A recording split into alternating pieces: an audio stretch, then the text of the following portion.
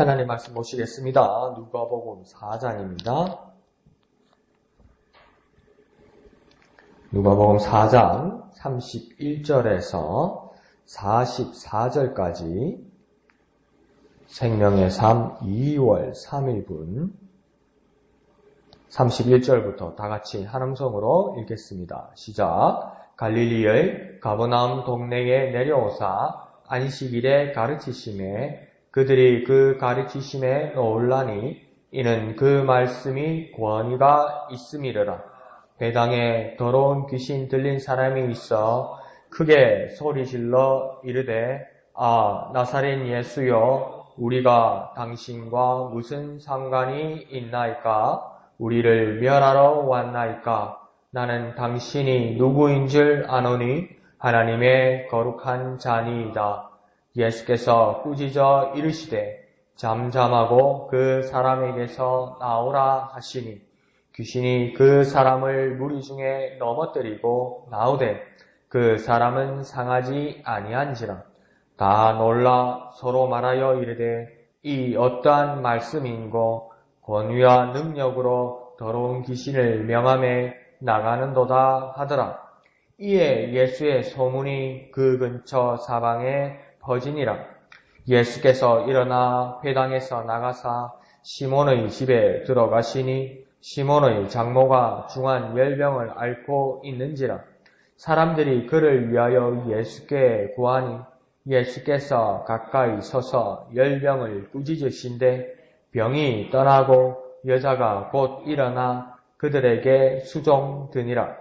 해질 무렵에 사람들이 온갖 병자들을 데리고 나오매 예수께서 일일이 그 위에 손을 얹어사 고치시니 여러 사람에게서 귀신들이 나가며 소리질러 이르되 당신은 하나님의 아들이니이다. 예수께서 꾸짖으사 그들의 말함을 허락하지 아니하시니 이는 자기를 그리스도인 줄 알미러라. 날이 밝음에 예수께서 나오사 한적한 곳에 가시니 무리가 찾다가 만나서 자기들에게 떠나시지 못하게 만류하려 하매 예수께서 이르시되 내가 다른 동네들에서도 하나님의 나라 복음을 전하여야 하리니 나는 이 일을 위해 보내심을 받았노라 하시고 갈릴리 여러 회당에서 전도하시더라. 아멘. 오늘 31절에 시작되는 말씀을 보면 예수님께서 갈릴리 가버나움으로 그 동네로 내려오셨다면서 장소를 이동하신 모습을 보게 됩니다. 어제 말씀을 보아서 우리가 알고 있지만 나사렛이라는 예수님의 고향에서 지금 이동하신 모습입니다. 그곳에서는 좋지 않은 일들이 있었죠. 고향에 왔는데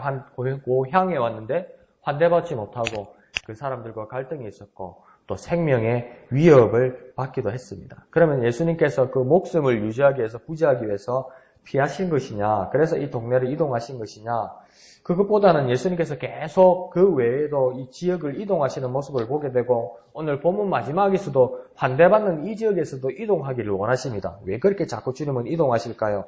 복음을 전할 곳을 부지런히 주님께서는 찾아다니신 것입니다. 받는 자, 받지 않는 자 있든지 간에 예수님의 사명을 완수하기 위해서 한 곳에 안주하지 않았던 것이지요. 그러면 가버나움이 좀 안전하기 때문에 그 길로 오신 것일까? 꼭 그런 것도 아닌 것 같습니다. 이 31절 끝에 보면 뭐라냐면 그때, 그 시간은 언제였다고 말하고 있냐면 안식일이었다고 이야기합니다. 그러니까 당시 교조적인 율법주의자들, 그 유대인들 입장에서는 예수님의 이런 활동은 정말 위험한 겁니다. 안식일에는 모든 노동을 제한하고 일하지 아니하고 심지어 요리도 하지 아니하고 미리 준비해놓고 그 이동거리도 제한해놓는 이곳에서 안식일에 회당에서 사람을 고치는 중대한 일을, 사람을 가르치는 중대한 일, 복음을 전하는 이 중대한 일, 잘못된 일을 가르치는 이 큰 일은 정말 위험한 짓입니다. 그런데 예수님께서 그때 뭘 하셨다고 이야기하냐면 안식일에 가르치셨다고 합니다. 그러니까 예수님의 생각과 유대인의 생각은 다른 건 뭐냐면 율법, 십계명, 그리고 그들이 가르치는 그 장로들의 전통, 유전에 의해서 모든 것을 제한해놓은 자기들의 제도와 법 조항대로 지키지 않으면 제약이고 벌받는다, 제한받아야 된다, 이렇게 생각하는 것이고, 예수님은 분명히 안식일에 회당에 오셔서 하나님의 시간, 하나님의 장소에 왔으면 뭘 해야 되느냐? 하지 않는 게 중요한 것이 아니라 하나님의 환경, 하나님의 장소에서 무엇을 해야 될지 찾는 게 중요하다는 겁니다. 그러니까 무엇을 하더라도 나는 하나님의 환경에서 하나님을 위하여 무엇을 할 것인가. 그러니까 예수님의 생각은 뭐냐면 하나님의 환경에서 하나님의 말씀을 가르치는 것은 정말 중요한 것이고 바른 것이라고 생각하는 거예요.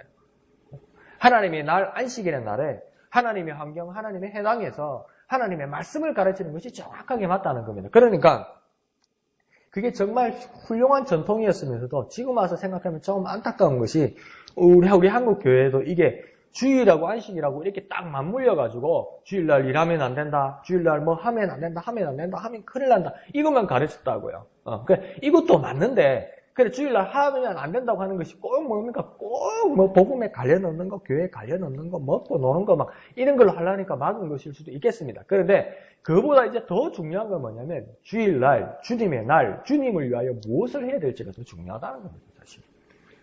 그게 더 중요하다니. 이거 하면 안 돼. 이거 하면 큰일 나. 절대 하면 안 돼. 이게 중요한 게 아니라 뭡니까? 주님의 날, 하나님의 안경, 안식일 날에 우리는 하나님을 위하여 무엇을 해야 될까지를 생각하는 것, 그것이 가장 중요하다는 겁니다. 그래서 예수님은 뭡니까? 하나님의 환경, 하나님의 날에서 하나님의 말씀을 가르치는 그 완벽한 일을 주님은 이제 시작하시는 겁니다.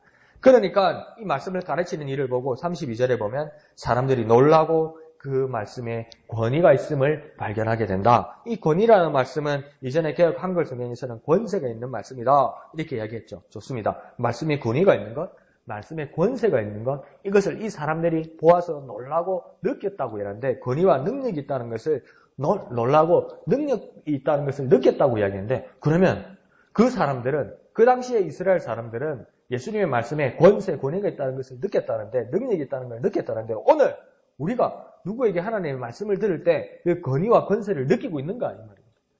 도무지 권위와 권세가 뭔지도 모르겠는데 아니, 권위와 권세가 뭔지를 모르겠는데 권위와 권세가 뭡니까? 하나님 말씀이지. 아니요. 하나님 말씀인데 그 하나님 말씀에 권위와 권세가 있는 것, 더딥혀지는 것, 그것이 나타나는 것이 무엇인지를 모르겠다. 뭐 병자가 낫는 건요. 뭐 어떤 일이 일어나는 건요. 지금 그 일이 아니고 그냥 예수님이 가르친 일에 대해서 그냥 놀랐다고 이야기하잖아요. 사람이. 그래서 권위와 권세를 느꼈다고 이야기하잖아요. 과연 말씀의 권위와 권세가 무엇일까요? 그것을 우리는 깊이 묵상해야 되고 그것을 찾아내어야만 할 것입니다.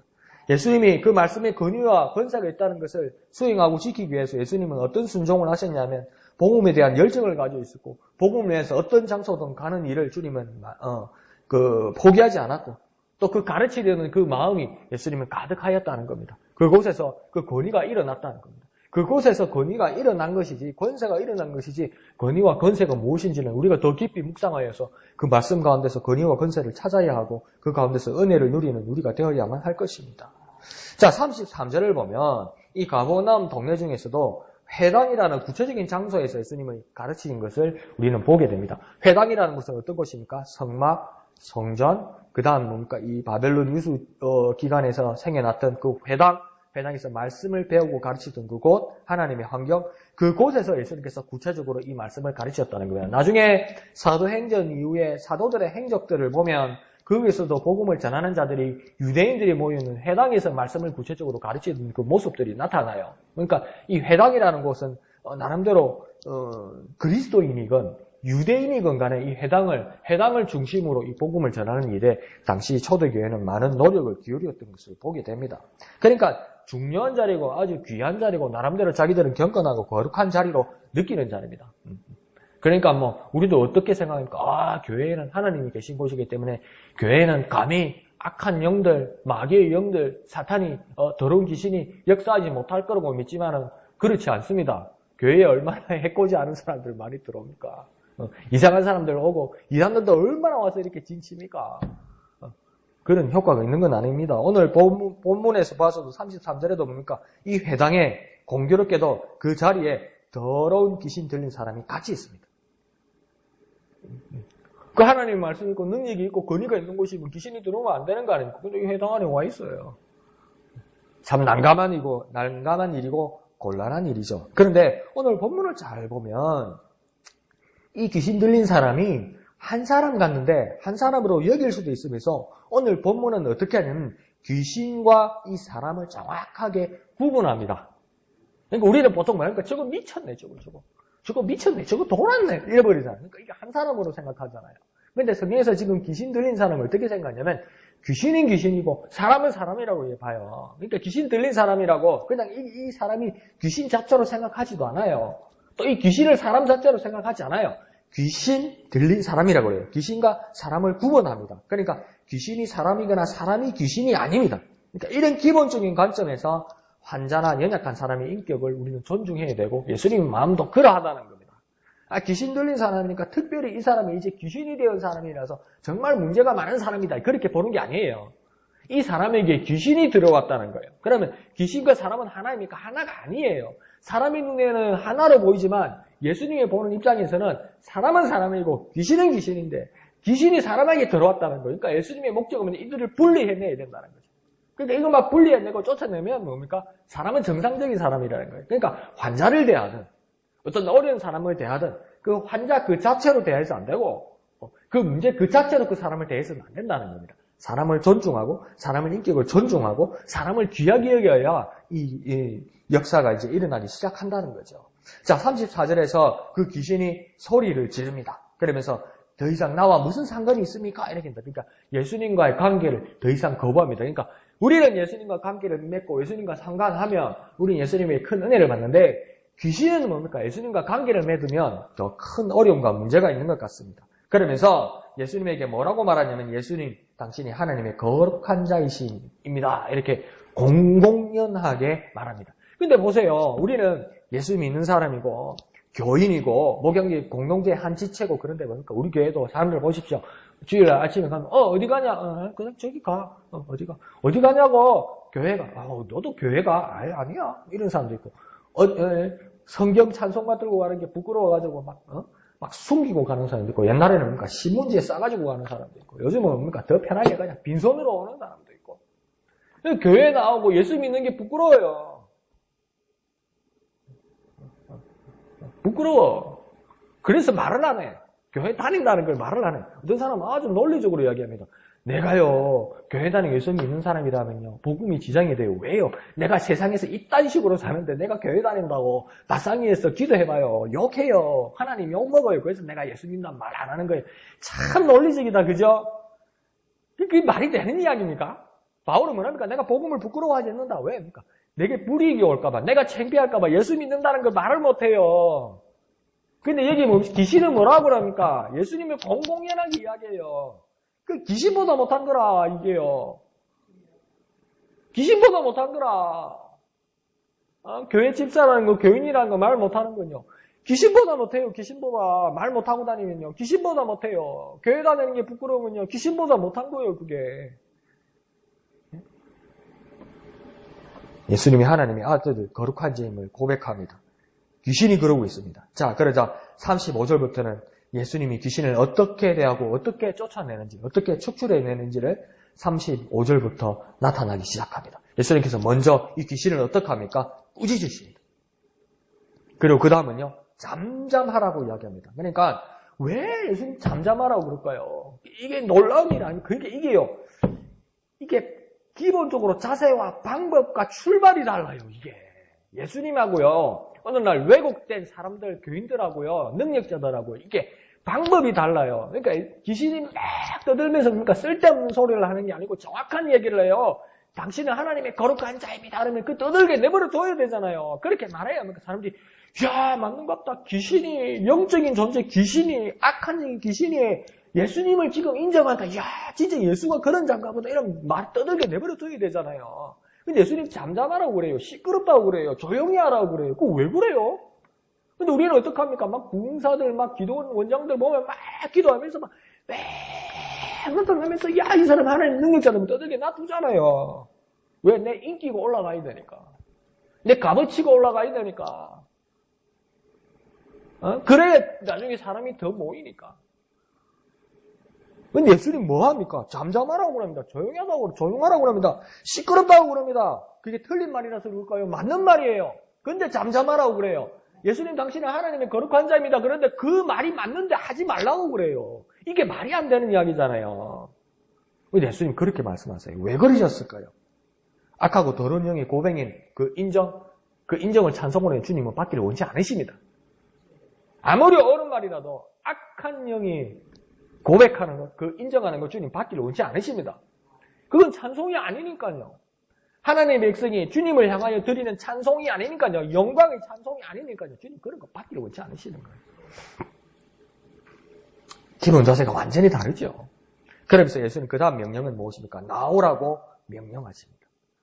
그러자 귀신이 나가고 그 사람은 상하지 아니하고 건강해졌다고 이야기합니다. 자, 보십시오. 귀신은 나가고 사람은 상하지 않았다. 그러니까 그 사람에게서, 이 사람에게서, 귀신 들린 사람에게서 귀신이 나가고 사람은 다치지 않았다. 이 말입니까? 정확하게 구분해내요. 누가 보고 뭡니까? 귀신은 귀신이고 사람은 사람이에요. 그러니까 귀신 자체가 아니고 사람 자체가 아니에요. 귀신은 귀신이고 사람은 사람이라서 귀신은 나가고 귀신은 떠나가고 사람은 건강해졌다. 사람은 정상이 되었다고 이야기하는 겁니다. 그러니까요.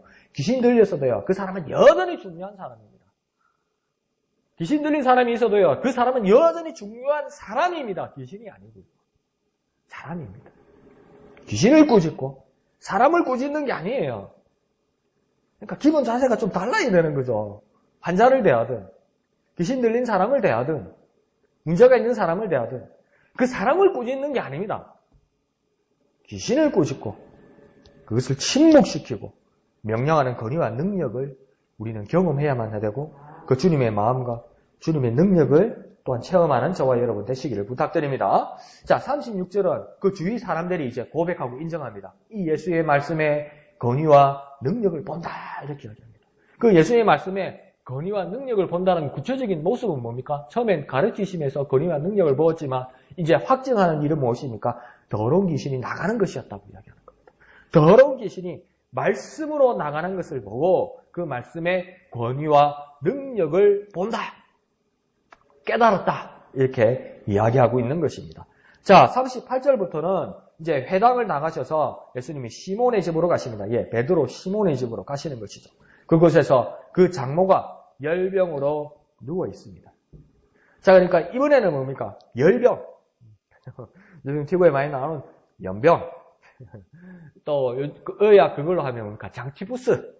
그런 병이 옛날에는 그 특별한 약이 없으니까 죽지요. 잘못하면 이 병이 심각한 병입니다. 그러니까 심한 열병, 연병, 장티푸스 같은 병에 걸려 있었던 것 같습니다. 그러자 그러면 이 병자이면 병자를 위해서 예수님이 하시는 모습을 보십시오. 39절을 보면 예수님은 열병을 꾸짖으셨다 이럽니다. 그러니까 이게 이상한 거예요. 열병, 병이 들었는데 병이 들었으면 고쳐야 되는데 병에다가 꾸짖으면 어떡합니까?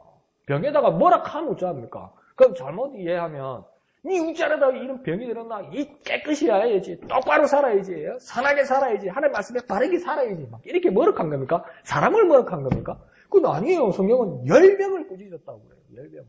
그러니까 이 병을 바이러스나 세균으로 여기지 않고 인격을 대하듯 병을 그러니까 그 보세요. 그 뉴스에 보면 최순실이라는 그 이제 피의자가 그 뭡니까? 이 검찰청으로 들어오는데 여러분 여기는 민주국가가 아닙니다. 저는 농락당하고 있습니다. 그러니까 청소년 아줌마가 썩이 나서 뭐라 합니까? 그 비고인 연병하고 있네. 막 이렇게 막 혼냈잖아요. 그게 뭡니까? 연병 그 아줌마 말처럼 이게 병 바이러스가 아니고 이 사람을 보고 인격을 보고 그랬단 말이죠. 그게 욕이 되는 거잖아요. 근데 예수님도 뭐냐면 열병을 꾸짖었다고 이야기해요. 그러니까 어느 병원의 의사가 기사님 배가 아파서 양약가를 갔는데 어느 병원의 의사가 진찰하고 약 주고 주사 주지 그 병을 보고 뭐라 그러는 사람이 어디 있습니까? 근데 예수님은 이 열병을 꾸짖었다고 이야기해요. 그러니까 사람 대하듯 했다고 이야기해요. 이게 무슨 말이냐 말입니다. 이게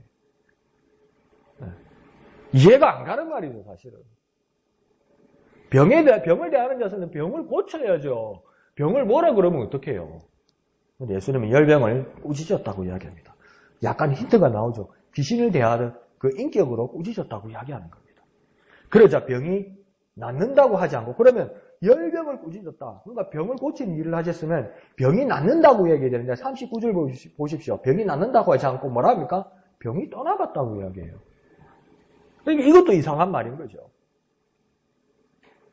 병이 나았다고 하지 않고 병이 떠나갔다고 해요. 병을 고쳤다고 말하지 않고 병을 꾸짖었다고 이야기해요. 귀신을 대하듯 이상하게 예수님 그렇게 대하고 계셨죠. 자, 40절도 보면 이제는 온갖 병자들이 찾아왔고 예수님 그 병자들에게 손을 얹어서 병을 고치셨다고 이야기합니다. 그러니까 여기는 이해가 가요. 우리가 많이 보아온 거니까, 그죠? 병자들이 있으면 예수님께서 그곳에서 손을 얹어서 기도하셔서 병을 고치셨는데, 그러면 병을 고치셨기 때문에 분명히 여기는 이제 병이 떠나갔다고 이야기하지 않고 병을 고치셨다고 말씀하셨기 때문에, 그러면 41절은 병이 나았다고 해야 되잖아요. 고치셨으니까 병이 나았다고 말하지 않고 뭐라고 합니까? 귀신이 나갔다고 이야기해요. 이게 이상한 말인 거예요. 이게 이해가 안 가는 말이에요, 이게. 아멘이 될 말이 아니고 이상한 말이에요. 병을 고치셨으면 병이 나았다고 해야죠. 근데 병을 고치셨다고 말해놓고 뭐랍니까? 귀신이 떠나갔다고 이야기해요. 네.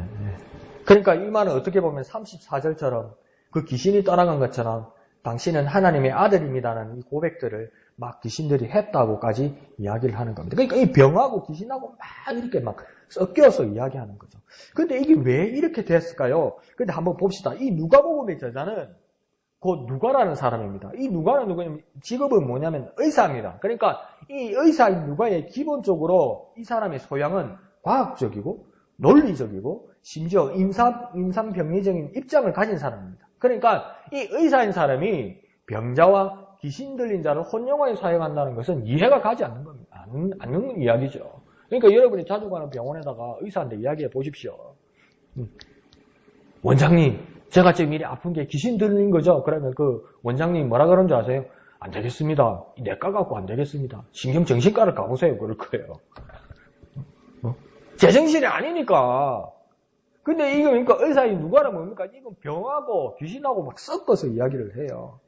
그래서 여기에 막 여러 가지 의견들이 있습니다.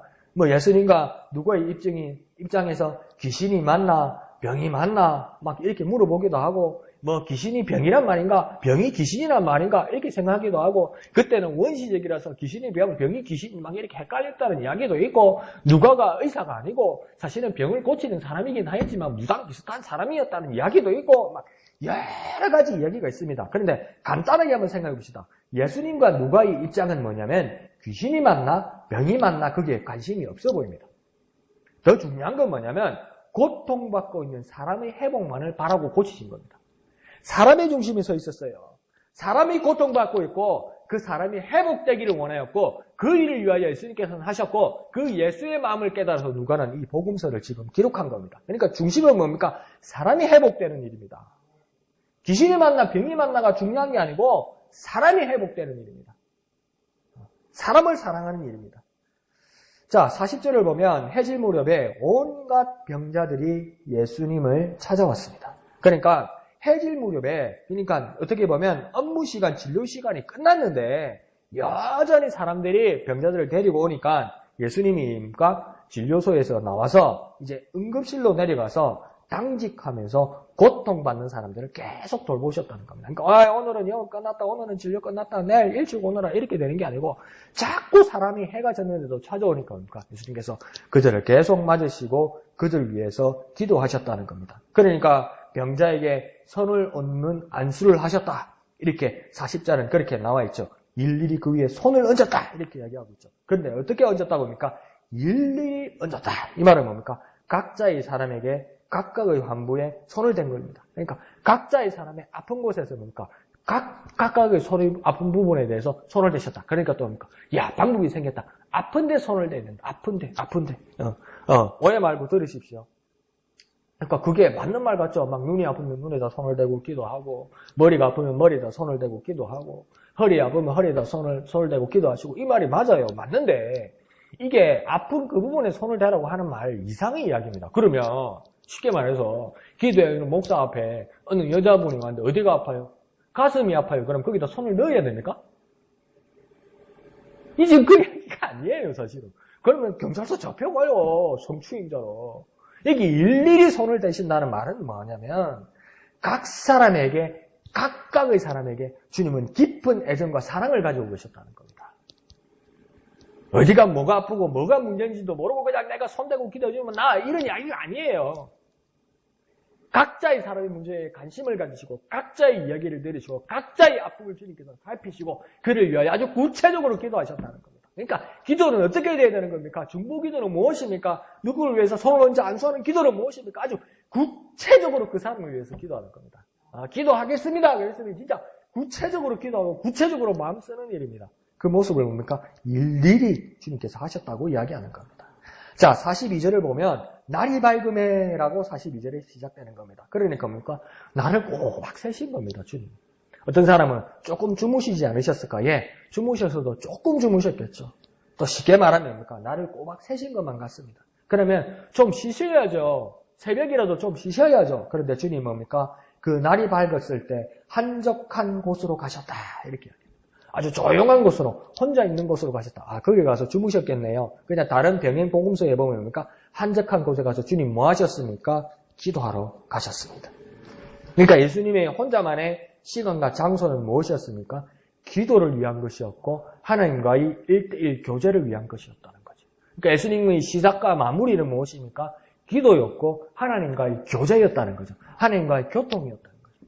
그러니까 예수님은 뭡니까? 귀신과 교통하는 걸 원치 않았고 귀신과 교통하는 걸 원치 않았고 모든 시작과 끝과 모든 진행 과정 가운데서 하나님과 교통하는 이 시간이 가장 중요한 것으로 여기시고 그렇게 실천하셨다는 겁니다. 그러니까 인기 있는 목사가 되고 인기 있는 능력자가 되고 인기 있는 기도자가 되어서 남들을 위해서 일하는 건 좋은데 하나님과의 교제 시간이 줄어들면 뭡니까? 이거는 치명적인 거죠.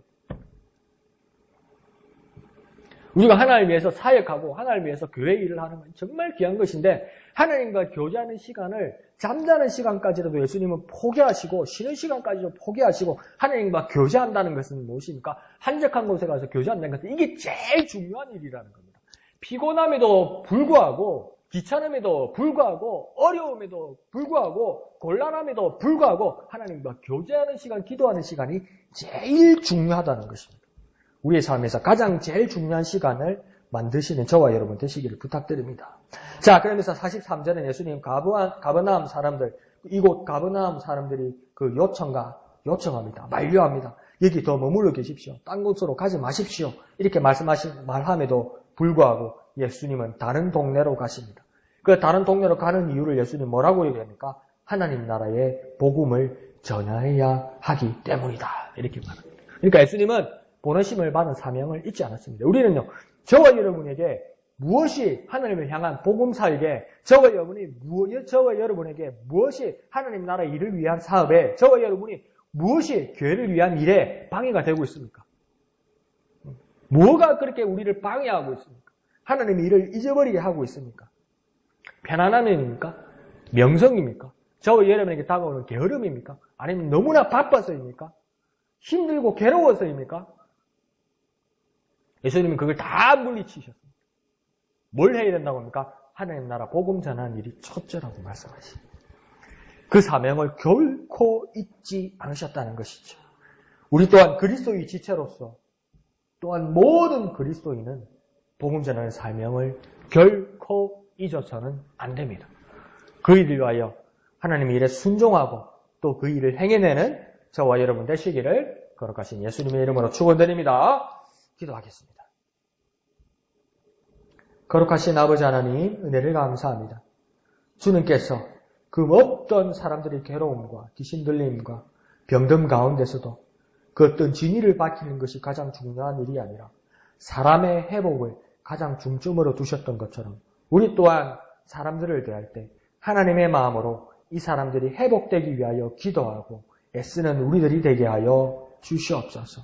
주님의 마음을 본받아서 우리 또한 하나님과 교제하며 하나님께 기도하는 시간이 가장 첫째가 되게 하여 주시옵소서. 예수님 마지막으로 말씀하실 때 이 일을 위하여 내가 왔노라, 내가 보내심을 받았노라 말씀하시는 것처럼 우리 또한 우리 그리스도인이 이 일을 위하여 복음 전하는 일을 위하여 맡은 바 복음을 전하는 사명을 위하여 이 일을 위하여 우리가 하나님의 일을 보내심을 받았음을 깨달아 복음 전하는 일에 최선을 다하는 우리들이 되게 은혜 베풀어 주시옵소서. 모든 것을 감사드리며 거룩하신 예수님의 이름으로 간절히 기도하옵나이다. 아멘.